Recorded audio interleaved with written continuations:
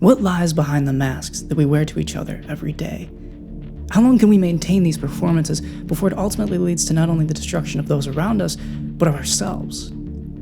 Today, I'd like to discuss an uncomfortable aspect of human nature, one that frankly unnerves me more than just about anything else in the entire world. Today, I'd like to discuss the horror of the persona. What made you decide to become a doctor? The persona is a psychoanalytic term coined by Swiss psychiatrist Carl Jung and may be defined as the social performance that we present to the world.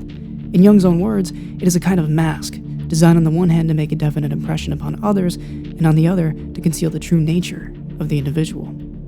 Within Jung's map of the psyche, the persona lies just above the ego, which is your conscious viewpoint of your own identity and self. But why does the persona shake me at my core, you might ask? Well, its existence carries the implication that those we believe we know intimately may not truly align with the images we have formed of them. The persona challenges our perceptions of reality and authenticity and can have very negative consequences. Just think of how many celebrities who have held a perfect image in the public spotlight that have been later revealed to be anything but what they portrayed themselves as. Try as we might to avoid them, personas affect us in every facet of our lives, and it's difficult to escape them. They play a large role in how we interact with our family, in our work, and even in our intimate relationships. I want to take a look at the films Hereditary, The Lighthouse, and Possession as demonstrations of the horrors that personas can carry. Let's begin with Hereditary. Admittedly, I didn't find Hereditary to be all that scary when I saw it in theaters. After returning to it, I realized that it really wasn't meant to be a horror film at all, nor does the director Ari Aster want it to be labeled or boxed in as such. What Hereditary is tragic and unsettling due to its exploration of the walls that we put up between us and our family in the face of trauma. Throughout Hereditary lies a central theme that you can never really know if someone is being truly genuine or not, and the potential danger that can arise from that. Focusing on the Graham family and the complex dynamics within it, each member presents a different persona to the outside world, and these personas mask the underlying tensions and dysfunction within the family. Annie, the mother of the family, conveys herself as a successful artist and a composed individual to the outside world. She hides her traumatic family history, including a strained relationship with her mother and her own mental health struggles. Her persona serves as a defense mechanism to cope with her grief and guilt surrounding the eventual death of her daughter. Steve, the father, maintains a persona of stability and calmness.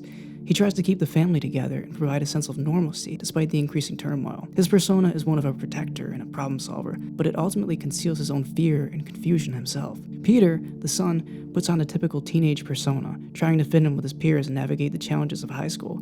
He hides his guilt over a tragic incident and his growing psychological distress. Charlie, the young daughter, often appears detached from others and expresses herself through her art, particularly her disturbing miniature sculptures.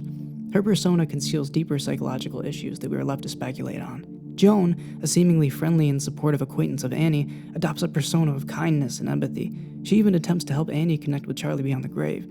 However, her true intentions and connection to the cult that desires to sacrifice the Graham family are concealed behind this facade. Lastly, and most importantly, the grandmother Ellen, who is the source of grief in the beginning of the film due to her passing, has the most disturbing persona of any character in the film. It's implied that she had a close relationship with her granddaughter Charlie prior to her passing, re-entering Annie's life in adulthood to amend her wrongdoings as a mother. However, the mask that she wore as a loving grandmother was nothing more than a self-serving performance to benefit her, even at the demise of her entire family. Ellen exemplifies how personas are scary because they can hide monsters in plain sight and even make them seem harmless and friendly. The characters in Hereditary struggle with repressed emotions and traumas, particularly stemming from the death of Charlie.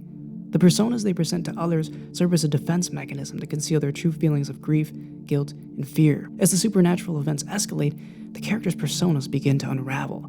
Their sense of identity is challenged as they confront their own inner demons. Every character is forced to grapple with their true selves in relation to the personas they've constructed. The film explores how these personas function as a coping mechanism, a defense against trauma, but ultimately fails in the face of horrifying truths and supernatural forces at play. It's a deeply unsettling examination of the complexities of identity and family dynamics. Supernatural elements aside, the horror presented here is very real. How often do we put up a mask to our family and pretend that we're okay when we aren't? Hereditary shows us that failing to communicate with those closest to us and refraining from showing them how we really feel does not maintain normalcy in a household. What we can gain from the Graham family is that dropping our personas and talking about our feelings is not a sign of weakness, but rather a sign of strength, something that could have saved them and allowed them to collectively face the horrors that they were up against together. While personas play a large role in family dynamics, I would argue they play an equally important role in the workplace. Let's take a look at Robert Eggers' 2019 film The Lighthouse and examine how personas can be damaging at work.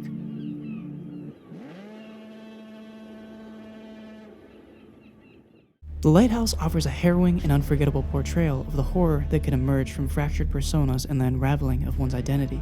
Set in the late 19th century, it tells the story of two lighthouse keepers, Ephraim Winslow and Thomas Wake.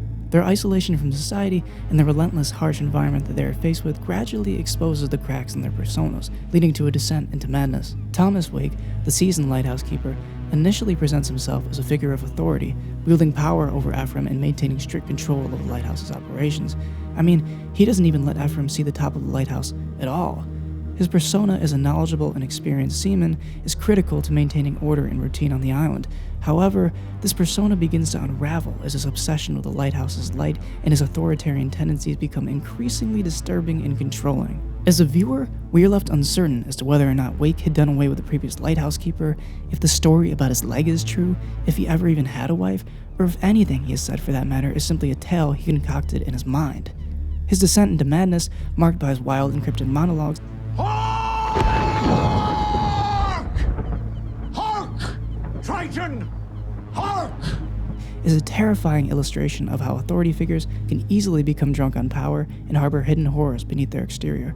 Better yet, it exposes how bosses or employers can adopt domineering personas in the workplace.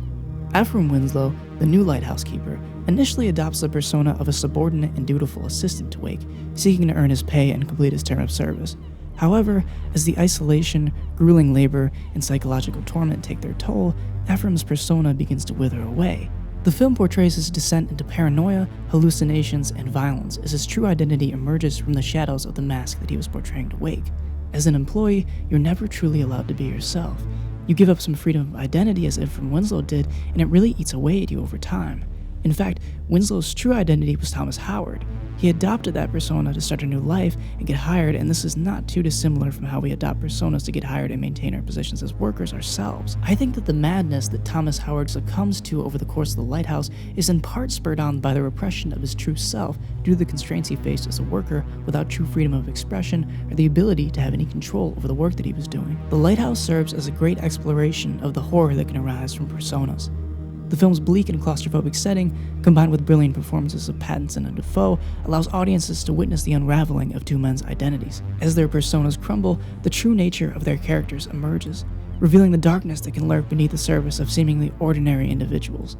The film is a chilling reminder of the fragility of the human psyche and the terror that can arise when personas are shattered in the face of isolation, psychological torment, and the tensions between supervisors and those who are supervised. As the credits roll, one is left to wonder if the untimely demise of these characters could have been avoided if they were simply upfront and honest with one another, dropping their facades and communicating.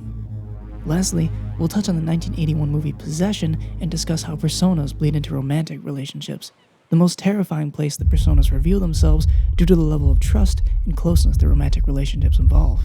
The 1981 masterpiece Possession is a deeply disturbing and enigmatic journey into the horror of personas and relationships. Revolving around a disintegrating marriage and the eerie backdrop of Cold War Berlin, the movie unearths the chilling consequences of fractured identities and the nightmarish implications of the personas we construct to navigate life's complexities. At the heart of Possession lies the crumbling relationship between Anna and Mark, Oh, hi, Mark. a couple on the brink of collapse.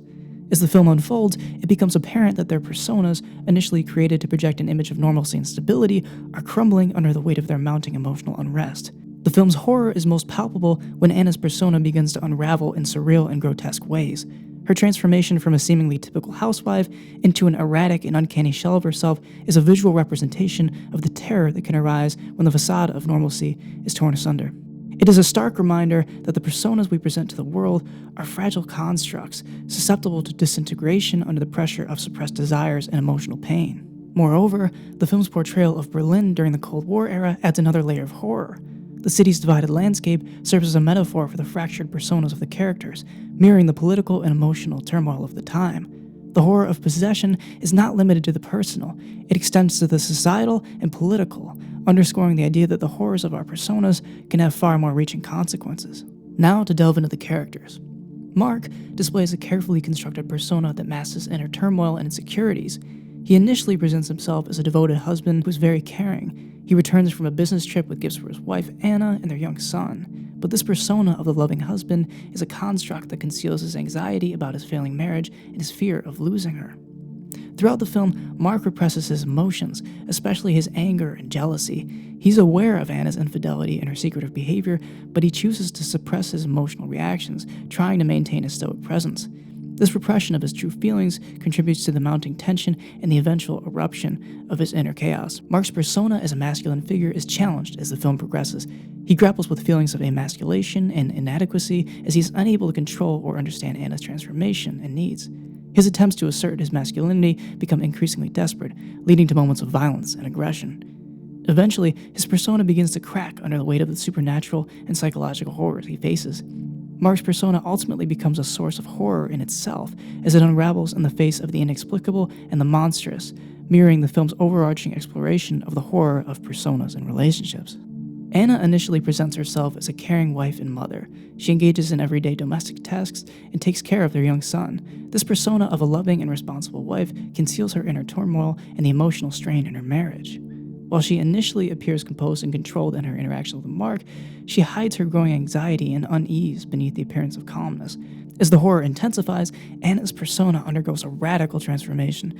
She becomes the embodiment of the grotesque and monstrous, both physically and emotionally. Her body contorts and she takes on an uncanny appearance, reflecting the disintegration of her identity. This deranged persona is a manifestation of her own inner heartache and the horrors she experiences. Today, Possession stands as a singular and deeply unsettling exploration of the horror of personas. Through its nightmarish visuals, intense performances, and surreal narrative, the film reveals the fragility of the masks we wear to navigate the complexities of life.